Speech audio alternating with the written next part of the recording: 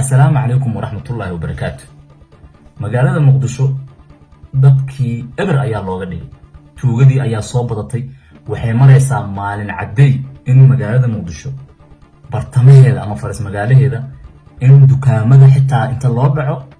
laga qaato wixii dhex yaala iyadoo bastoolada iyo hub la wato sida muuqaalkan ka arki karto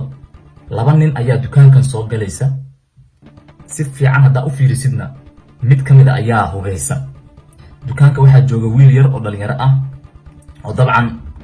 dukaanka iibinaya ama gada ka ah labada nin ayaa u soo gashay oo hadda aan rabno inay naga caawisaan in hadii la aqoonsado wajiyadooda dadka laga qabto oo aad idinkuna soo sheegtaan xogaheeda dadkan la xiriira si gacanta loogu dhigo nimankan sidaad u jeedo muuqaalka si fiican u fiiri waxay rabaan inay wiilkan dhacaan si degan ay marka hore u soo galayaan wiilku waa mashquulsan yahay wuxuu isku dayayaa inuu ma aragtay kala hagaajisto waxyaabihiisa markay u soo galaan si hoosa loogu qabanaa baashi caanka ahayd oo aan laga hadli karin wiilka naftiisa u naxa madaxiisa xitaa hoos u geynaa moobilada nooci ugu qaalisanaa Xmax iPhone 12 Pro hebelo Apple Watch wixii dukaanka yaalay oo dukaankaas normalmeedka wiilkaas miskiinka ee Soomaaliyeed uu ka raadsanay cagtay mariyeen